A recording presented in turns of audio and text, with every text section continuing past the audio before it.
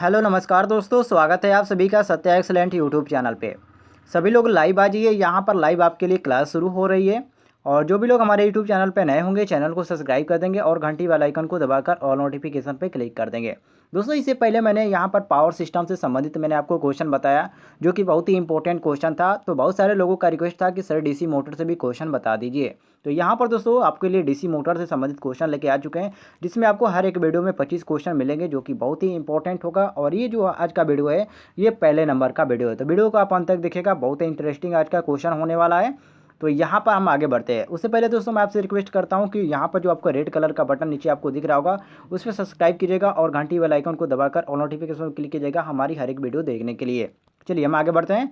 Question number 1 पे कह रहा है, क्वेश्चन की फ्लोमिंग के बाएं हस्त नियम के में बीच वाली अंगुली अर्थात मध्यमा दर्शाती है। किस चीज़ को दर्शाती है? बल की दिशा या चुंबकीय क्षेत्र की दिशा या विद्युत धारा की दिशा या उपयुक्त सभी। मात्र दोस्तों जो लोग नए हैं उनको बता देना चाहता हूँ, मात्र आपको 5 सेकंड दिए जाएंगे हर एक क्वेश्चन को बताने के लिए, इससे ज़्यादा आपको वक्त नहीं लगेगा। और जो लोग यहाँ पर जो लोग लाइव नहीं देख रहे हैं, बाद में वीडियो देख रहे हैं, उनसे कहना चाहता हूँ कि आप डेली रात 9 बजे तैयारी कीजिए, क्योंकि दोस्तों डेली हमारी वीडियो आती है रात 9 बजे, बिल्कुल लाइव क्लास चलती है। ठीक है, तो सभी लोग तैयार रहा कीजिए।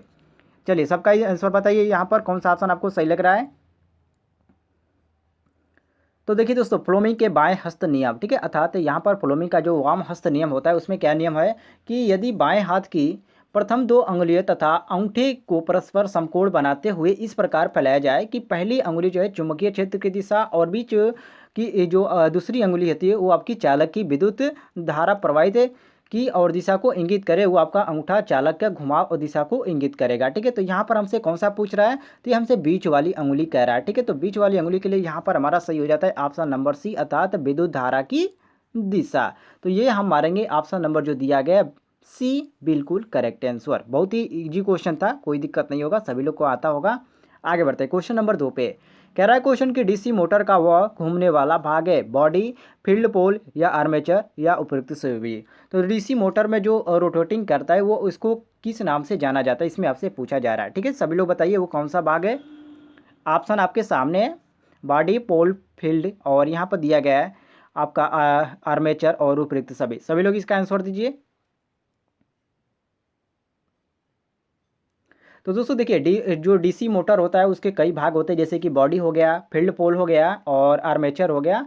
और इसमें आपका जो कैपेसिटर होता है ये भी आपका सॉरी कम्यूटेटर होता है, ये भी इसका भाग है, और ब्रश भी होता है। इस तरह बहुत सारे इसके भाग होते हैं, लेकिन जो रोटेटिंग करने वाला भाग होता है वो आपका केवल केवल आर्मेचर होता है। ठीक है, अर्थात आर्मेचर पूछ दिया जाए किसे कहते हैं, तो यह मोटर को घुमाने वाला भाग होता है, और जो कि सिलिकॉन स्टील की पत्तियों को एक साथ जो जोड़कर बनाया जाता है, इसको भी ध्यान रखिएगा। तो यहाँ पर हमारा जो सही हो जाता है ऑप्शन के अनुसार ऑप्शन नंबर सी, बिल्कुल करेक्ट आंसर।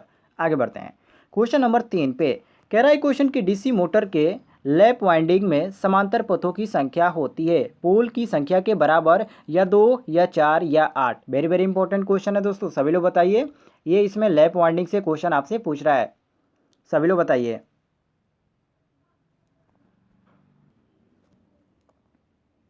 देखिए दोस्तों, जो आपका आर्मेचर होता है उसमें जो कॉइल्स स्थापित किए जाते हैं, उसमें स्लॉट भी काटे जाते हैं और उसमें लैप वाइंडिंग का प्रयोग किया जाता है। लेकिन यहाँ पर पूछ रहा है कि डीसी मोटर में लैप वाइंडिंग में समांतर पथों की संख्या होती है। तो देखिए, आर्मेचर में लैप वाइंडिंग में समांतर पथों की जो संख्या होती है पोल संख्या के बराबर होती है, और यदि वेव वाइंडिंग की बात किया जाए तो वेव वाइंडिंग में आपकी केवल 2 होती है। तो यहाँ पर हम क्वेश्चन के अनुसार मारेंगे ऑप्शन नंबर जो दिया गया है हमारा, ये आपका ऑप्शन नंबर सही हो जाता है ए, अर्थात पोल्स की संख्या के बराबर। और यही यहाँ पर का वेव वाइंडिंग पूछा जाए तो हम यहाँ पर 2 करेक्ट मारते हैं।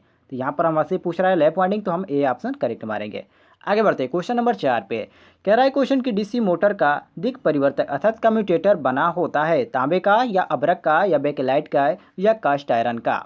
सभी लोग बताइए। जो दिक् परिवर्तक होता है, जिसको हम इंग्लिश में कम्यूटेटर बोलते हैं, इसका जो यहाँ पर बना होता है ये किस चीज़ का बना होता है, सभी लोग बताइए। ऑप्शन आपके सामने है, सभी लोग आंसर देने का प्रयास करें। और जो लोग केवल वीडियो को देख रहे हैं उनसे रिक्वेस्ट है कि आप भी आंसर देने का प्रयास करें, इस तरह आपको हैबिट बनेगा और इसमें आपको अच्छी तरह चूझने का मौका भी मिल रहा है।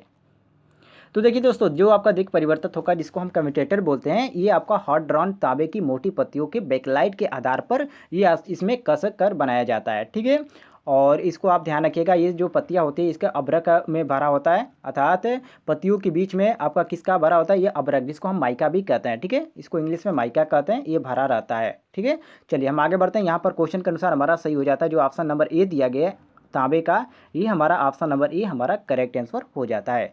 क्लियर हो गया दोस्तों, कोई दिक्कत नहीं होना चाहिए।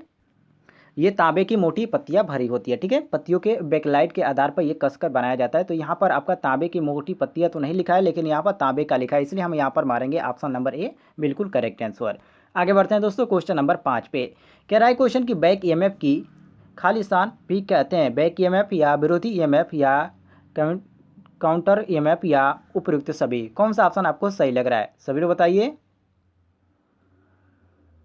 तो जो दोस्तों सबसे पहले तो यहाँ पर जान लीजिए, जो आपका ईएमएफ होता है इसका पूरा नाम क्या होता है। तो इसका पूरा नाम होता है इलेक्ट्रोमोटिव फोर्स। क्या होता है दोस्तों, इलेक्ट्रोमोटिव फोर्स होता है। अब इसमें पूछ रहा है कि बैक ईएमएफ की खालिस्तान भी कहते हैं, क्या इसको कहते हैं। तो दोस्तों देखिए, सभी लोग पहले आंसर दे लीजिए, उसके बाद मैं आपको बताता हूँ। जो लोग आंसर नहीं दे रहे हैं उनसे रिक्वेस्ट है कि आप आंसर देते रहिए।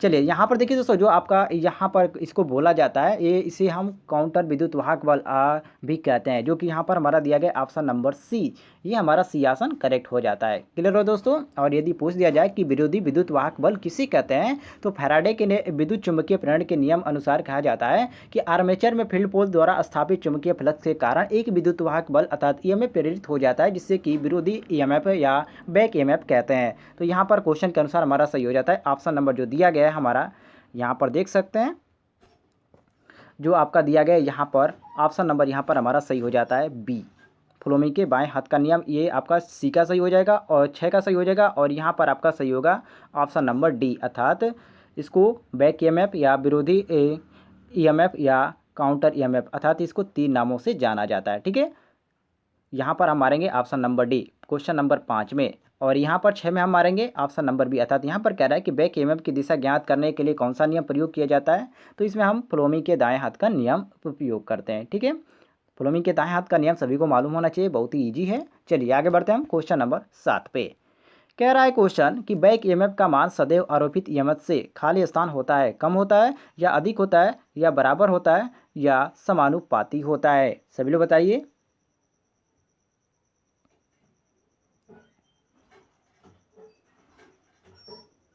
तो सबसे पहले तो दोस्तों जान लीजिए, जो आपका बैक ईएमएफ होता है ये आरोपित विद्युत वाहक बल के विरोध करता है। ठीक है, और बैक ईएमएफ की दिशा फ्लोमी के दाएं हाथ के नियम से ज्ञात कर दी जाती है, जो कि मैं आपको पहले बता दिया हूं। और बैक ईएमएफ का मान सदैव आरोपित ईएमएफ से कम होता है। ठीक है, तो यहाँ पर कम होता है, तो ऑप्शन नंबर यहाँ पर मारेंगे हम ए करेक्ट आंसर। यहाँ पर जो ए दिया गया ए हमारा बिल्कुल करेक्ट आंसर हो जाएगा।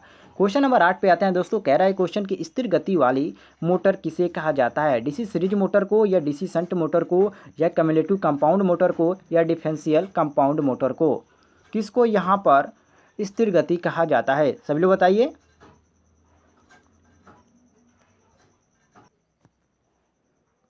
तो दोस्तों देखिए, यहाँ पर हमारा सही हो जाता है option number B correct answer, अर्थात डीसी शंट मोटर। थोड़ा सा इसके बारे में आपको बता देता हूँ दोस्तों। देखिए इसमें क्या होता है, इसमें जो स्थिर गति होती है वो मोटर को कहा जाता है, और क्योंकि लोड के बढ़ने पर इसकी जो गति होती है बहुत ही कम परिवर्तित होती रहती है। और ये जो होता है इसका जो स्टार्टिंग टार्क होता है ये फुल लोड टार्क का लगभग 1.5 गुना होता है। इसको आप ध्यान रखिएगा, बहुत इंपॉर्टेंट क्वेश्चन है। और इसमें जो होती है ये बहुत ही कम लपेटों वाली बनाई जाती है, अर्थात पतले वायर की ये आपकी बनाई जाती है, पतले वायर की सॉरी अधिक लपेटों वाली बनाई जाती है। ठीक है, न कि कम लपेटों वाली, तो इसको भी ध्यान रखिएगा। इसमें पतले तार का ज़्यादा वायर यूज किया जाता है और इसमें ज़्यादातर इसमें लपेटों की संख्या दी जाती है। तो इसलिए हम यहाँ पर मारेंगे ऑप्शन नंबर बी क्वेश्चन के अनुसार करेक्ट आंसर। आगे बढ़ते हैं क्वेश्चन नंबर 9 पे। कह रहा है क्वेश्चन के आर्मेचर तथा फील्ड वाइंडिंग के प्रतिरोध में से कौन सी क्षति होती है, ताम्र हानि या लौह क्षति या यांत्रिक क्षति या इनमें से कोई नहीं, कौन सा ऑप्शन आपको करेक्ट लग रहा है, सभी लोग बताइए।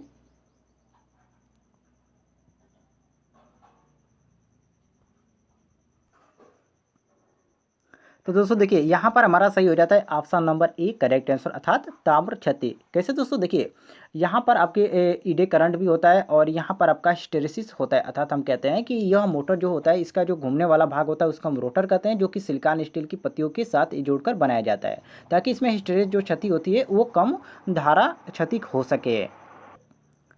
तो यहाँ पर दोस्तों वाइंडिंग की बात करा है तो वाइंडिंग के लिए हम मारेंगे ऑप्शन नंबर ए बिल्कुल करेक्ट आंसर अर्थात ताम्र क्षति। आगे बढ़ते हैं क्वेश्चन नंबर 10 पे।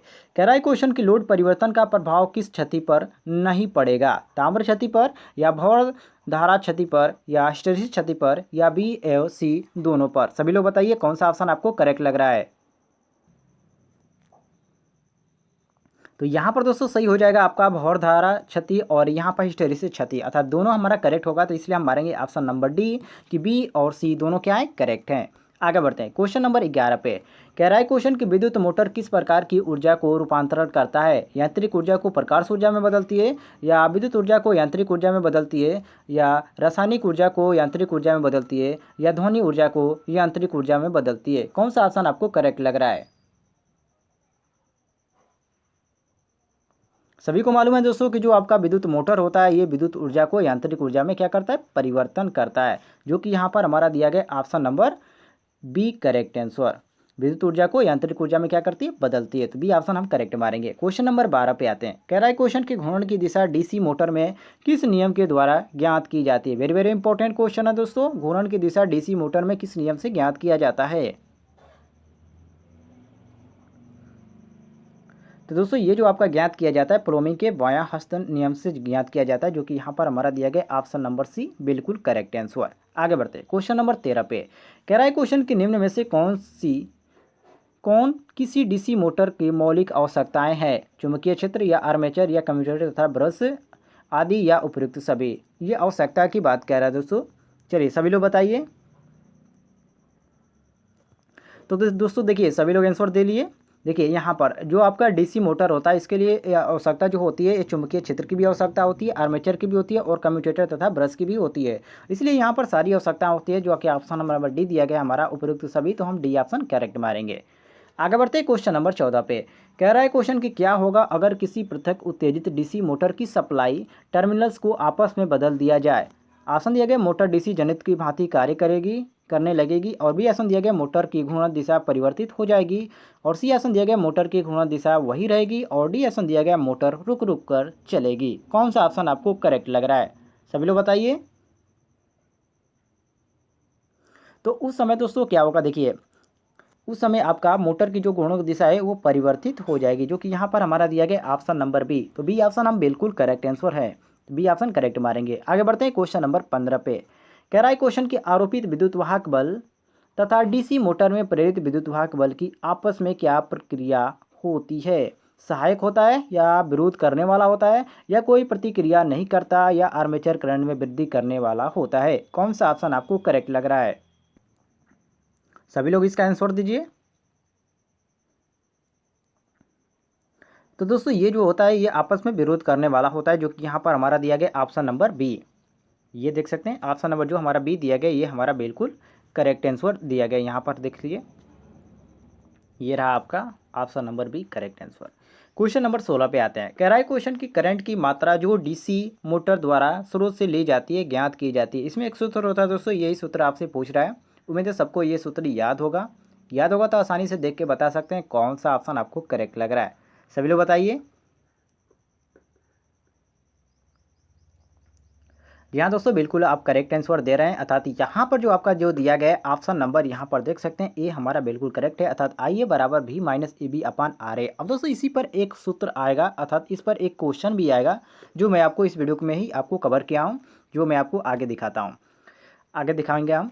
क्वेश्चन नंबर 17 पे आते हैं। पहले कह रहा है क्वेश्चन की डीसी मोटर की बनावट डीसी जनरेटर के समान होती है या डीसी जनरेटर से तुलना नहीं या डीसी जनरेटर के समान होती है, केवल फ्रेम बनावट भिन्न होती है, या डी ऑप्शन दिया गया संरचना और फ्रेम संरचना समान होती है। कौन सा ऑप्शन आपको करेक्ट लग रहा है,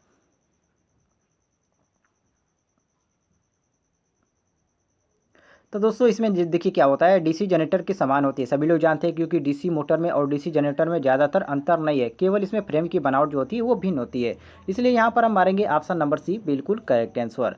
आगे बढ़ते हैं क्वेश्चन नंबर 18 पे।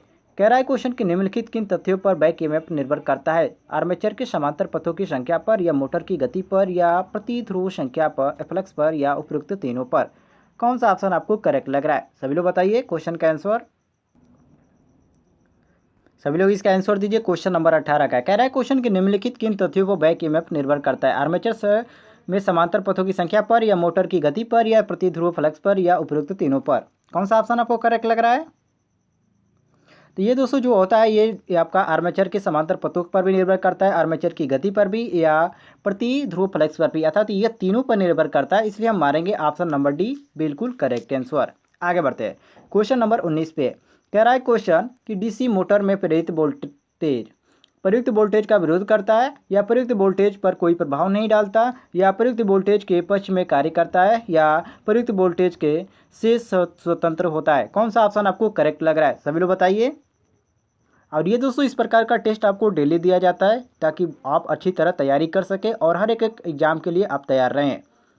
तो यहाँ पर देखिए सभी लोग आंसर दीजिए। पहले तो ये जो डीसी मोटर होता है ये प्रेरित वोल्टेज में आपका विरोध करता है, अर्थात यहाँ पर जो हमारा दिया गया ऑप्शन नंबर ए ये हमारा बिल्कुल करेक्ट आंसर हो जाता है।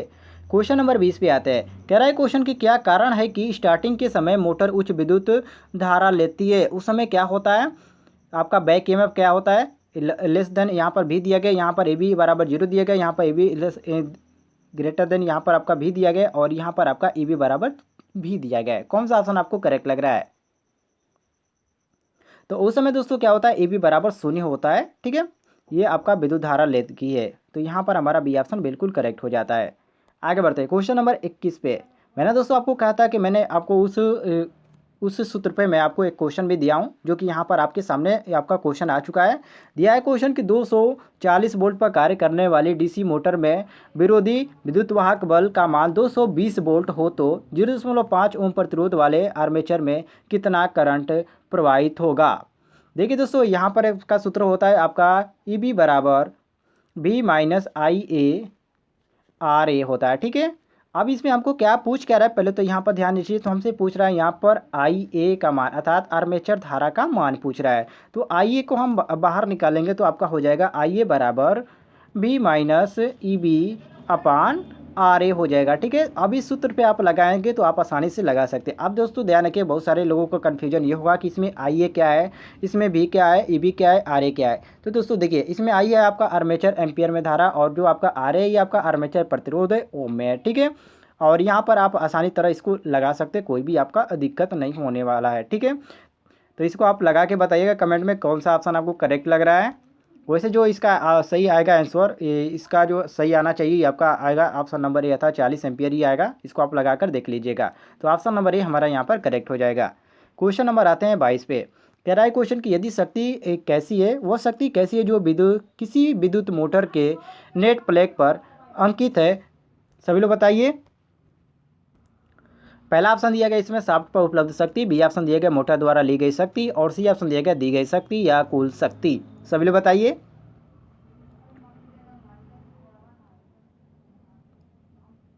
तो इसमें आपका सही हो जाता है ऑप्शन नंबर ए, अर्थात शाफ्ट पर उपलब्ध शक्ति, जो ऑप्शन नंबर ए दिया गया। तो ए ऑप्शन हम बिल्कुल करेक्ट मारेंगे। क्वेश्चन नंबर 23 पे आते हैं। कह रहा है क्वेश्चन की डीसी मोटर की घूर्णन गति ज्ञात करने का सूत्र है। डीसी मोटर की घूर्णन गति ज्ञात करने का कौन सा सूत्र है? सभी लोग बताइए।